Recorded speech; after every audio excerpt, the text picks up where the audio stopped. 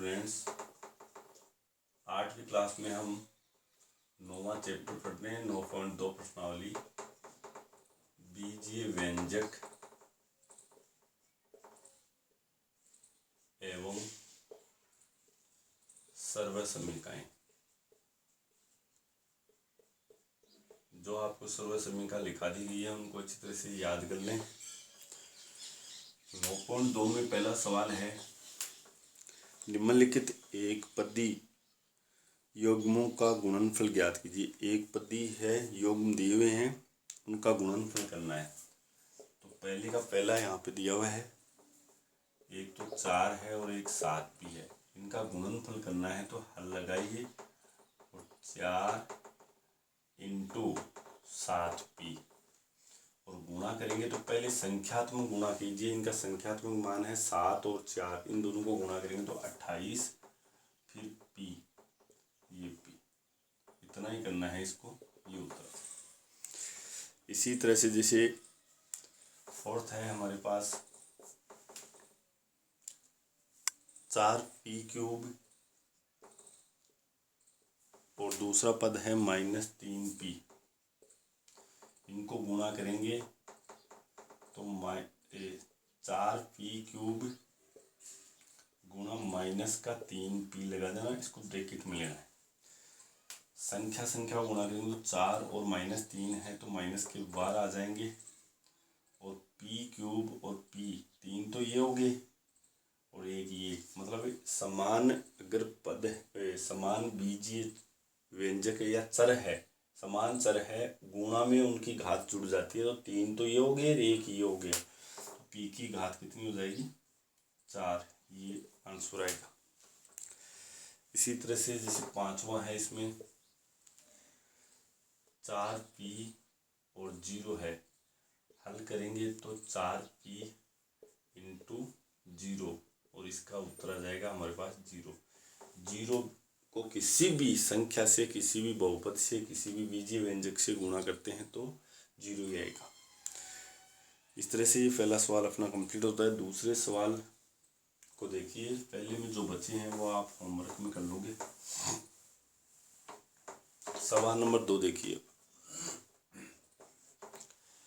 निम्नलिखित एक पदी युग्मों के रूप में लंबाई व चौड़ाई रखने वाले आयतों का क्षेत्रफल ज्ञात कीजिए। ये हमारे पास आयत की लंबाई और चौड़ाई दे रखी है,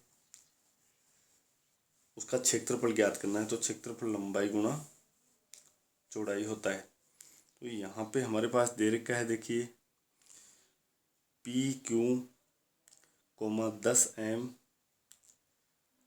5 mn। तो यहाँ पे देखो जी, पहले यहाँ पे सवाल नंबर 1 ले, दूसरे में जैसे P और Q दे रखा है, तो ये आयत की लंबाई है और ये आयत की चौड़ाई है। आप यहाँ पे लिख सकते हो आयत की लंबाई, इसको L लेंथ कहेंगे हम, P, आयत की चौड़ाई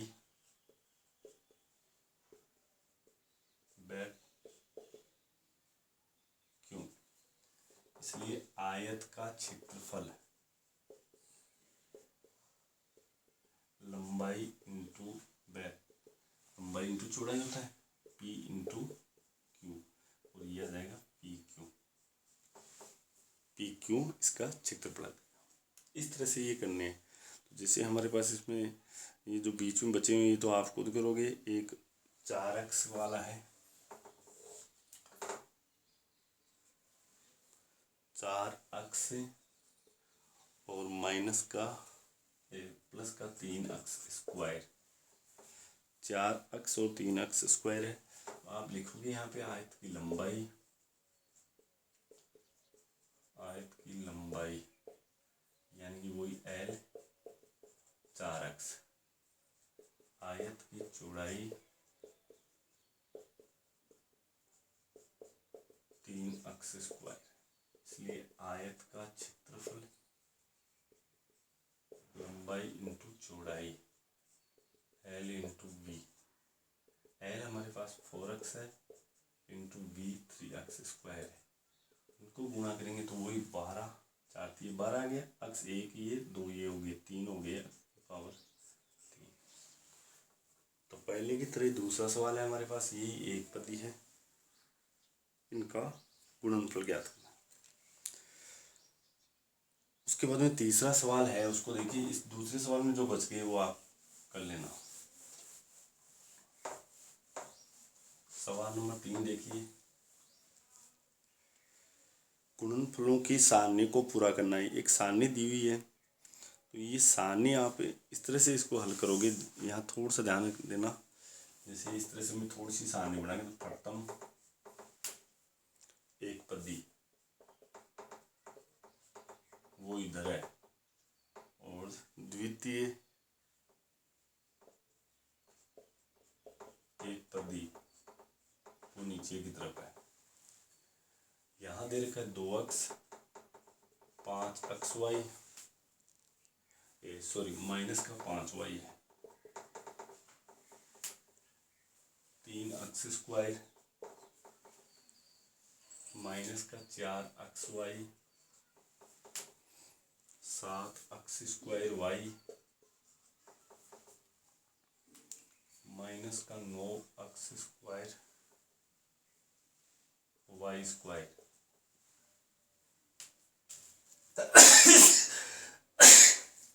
उसके बाद में दूसरी तरफ हमारे पास दिए हुए हैं, वो इधर दे रखे 2 अक्स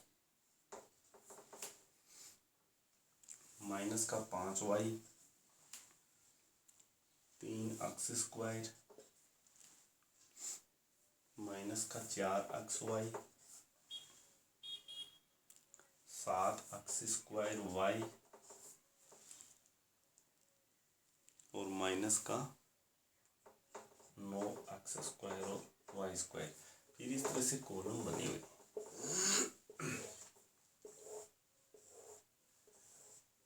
इधर से भी इस तरह से हैं।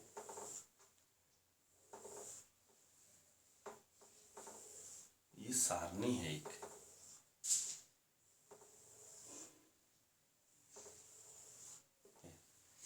अब जैसे आपको ये गुणा करना है, मैं एक दो बता देता हूँ आपको। जैसे आपको ये गुणा करना है, तो इसमें प्रथम तो है माइनस का 4 अक्स वाई, इसमें इधर देखिए, इधर देखते हो तो माइनस का 4 अक्स वाई है, और इधर देखोगे तो माइनस का 5 वाई आ रहा है। इन दोनों को यदि आप गुणा करोगे तो ये हमारे पास आएगा -4 और -5 को हम गुणा करेंगे तो 10 के 20। उसके बाद अक्स इन दोनों में देखते हैं तो 1 आ रहा है, और वाई 1 और 1 ये 2 के वाई स्क्वायर, 20 अक्स वाई स्क्वायर। इसी तरह से मान लो ये करना है, तो इसके ऊपर की तरफ देखते हो 3 अक्स स्क्वायर है, और इधर देखते हैं तो माइनस का 4 अक्स वाई, तो -4 और 3 को गुणा करेंगे तो माइनस के 12 अक्स 1 ये 2 ये हो गया, अक्स की घात 3 वाई सिंगल है 1 है। इस तरह से आप इनको गुणा करके और सारणी को कंप्लीट करोगे। जैसे मान लो बाई चांस हमें ये ज्ञात करना है, तो -9 अक्स स्क्वायर इधर है, और इधर की तरफ देखते हैं तो 7 अक्स स्क्वायर वाई है, तो 9 और 7 को गुणा करेंगे, -9 को 7 से गुणा करेंगे तो माइनस के 63 63 अक्स स्क्वायर अक्स की घात 4 आ जाएगा, और वाई की घात 2, तो ये 1 ये हो गया, वाई की घात 3 हो जाएगा। इस तरह से ये कंप्लीट सारणी आपको पूरी करनी है गुणा करके। इस तरह से ये करना है 9.2 का तीसरा सवाल, इस सारणी को पूरा करना है। उसके बाद में चौथा सवाल देखते हैं। सवाल नंबर 4 देखिए। सवाल नंबर का सवाल देखते हैं।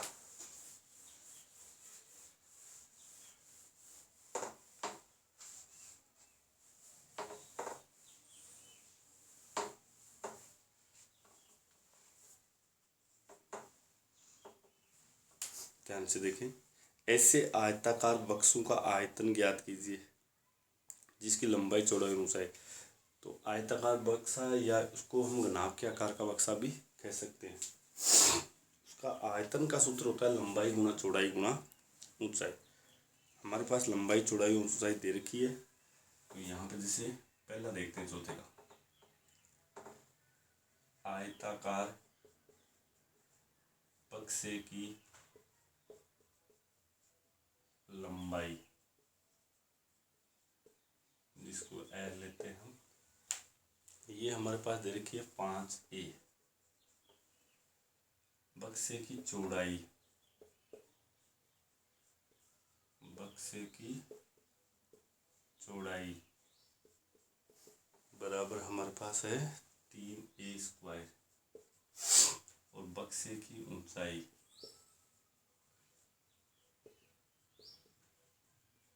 ऊंचाई हमारे पास हाइट होगी, ये दे रखी है 7a⁴। इसलिए आयताकार बक्से, ब्रैकेट में मैं लिख देता हूँ घनाभ का आयतन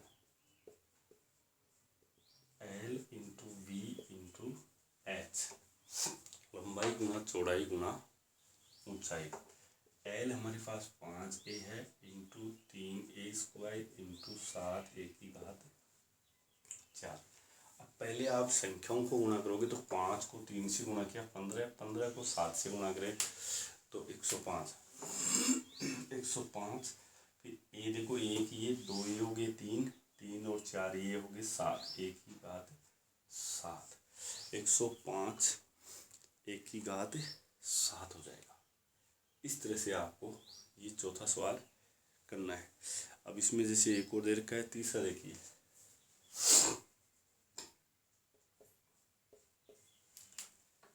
तीसरा हमारे पास है आयताकार बक्से की लंबाई चौड़ाई और ऊंचाई आपको अलग से दे रखी है। जैसे लंबाई इसमें दे रखी है XY, चौड़ाई दे रखी है 2x²y, ऊंचाई दे रखी है इसमें 2xy²। उसके बाद है आयताकार बक्से का आयतन, लंबाई गुना चौड़ाई गुना ऊंचाई। और लंबाई हमारे पास है XY, चौड़ाई है 2x²y, ऊंचाई 2xy²। संख्यात्मक मान जो दिए गए इनका जो गुणांक है वो 1, तो ये 2 को 1 से गुणा किया 2, 2 को 2 से गुणा किया 4। अक्स यहाँ पे काउंट करते हैं तो 1, 2 ये हो गए 3 और 1 4, तो अक्स की घात 4। उसके बाद में y को देखते हैं तो y 1, 2 और 2 ये हो गए, y की घात 4। इस तरह से ये इसका आयतन होगा। तो ये हमारे पास आयताकार बक्से का आयतन आ गया है। उसके बाद में पांचवा सवाल देखते हैं। इसमें जो सवाल बच गए हैं दूसरा और चौथा वो आप स्वयं करोगे, चौथे के दूसरे और चौथे सवाल को आप स्वयं करोगे। नेक्स्ट पांचवा सवाल देखिए, सवाल नंबर 5, निम्नलिखित का गुणनफल ज्ञात कीजिए। निम्नलिखित का गुणनफल ज्ञात कीजिए। तो यहाँ पे पांचवें का पहला है, केवल गुणा करना है। XY है, कोमा YZ है, कोमा ZX है। इनका गुणनफल ज्ञात करें तो हल लगाइए और यहाँ पे लिख सकते हो गुणनफल XY गुणा YZ गुणा ZX। और जिस तरह से आयतन वाला सवाल हल किया था वैसे इसको हल कीजिए। तो अक्स देखिए संख्या है नहीं, अक्स देखते हैं तो 1, 2 है तो अक्स की घात 2। y देखते हैं तो 1, 2 और z भी 2 है, इसका उत्तर आ जाएगा। इसी तरह से इसमें एक और सवाल देखें, जैसे तीसरा देखें। तीसरा हमारे पास है 2, 4y, 8y², 16y की घात 3। और इनका गुणनफल यहाँ निकालते हैं गुणनफल। तो 2 गुणा 4y गुणा 8y² गुणा 16y3। और संख्याओं में हम गुणा करते हैं तो देखो 2 को 4 से गुणा किया 8 को 8 से गुणा किया 64 को 16 से गुणा करेंगे तो 64 6 96 6 102 1024 आ जाएगा। तो संख्यात्मक जो गुणनफल है वो 1024 आ गया। यहाँ पे 1024 लिखो। उसके बाद में अक्स वाई में देखते हैं, जो चर देखते हैं तो वाई है केवल वाई 1 2 3 4 5 6 वाई की पावर 6 आ जाएगी। इस तरह से ये हमें करना है। उसके बाद में अंतिम 5वां सवाल देखिए। इसमें 5वें का 5 अंतिम है। इसमें m कोमा माइनस का mn कोमा mnp गुणनफल यहाँ पे लिखेंगे। m गुणा माइनस का mn है तो इसको ब्रैकेट में अवश्य लें, गुणा mnp। अब यहाँ से गुणा करेंगे तो सबसे पहले संख्यात्मक मान देखते हैं। तो संख्यात्मक मान हमारे पास एक भी नहीं है, तो ये देखो एक मान जाता है, ये माइनस का 1 है, ये 1 है, गुणा किया तो माइनस का 1 आएगा। m देखते हैं तो 1 2 3 बार आया तो m की घात 3। n देखते हैं तो 1 2 बार आ रहा है तो n की घात 2। और p देखते हैं तो 1 बार आ रहा है p। इस 1 की आवश्यकता नहीं है, लिखो तो लिखो वरना कोई ज़रूरत नहीं है। उसके बाद में ये 5वां सवाल कंप्लीट होता है। इसके बाकी बचे हुए सवाल आपको नोट करवा देता हूँ, वो होमवर्क में आप करोगे। जैसे 5 का दूसरा देखिए, ये आपको करना है HW में। HW a comma minus a² comma 1 की घात 3, ये आप खुद करोगे।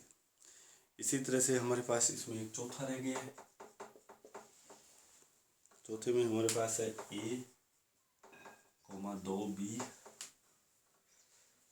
Coma 3c coma 6abc। ये हमारे पास 5वां सवाल कंप्लीट होता है।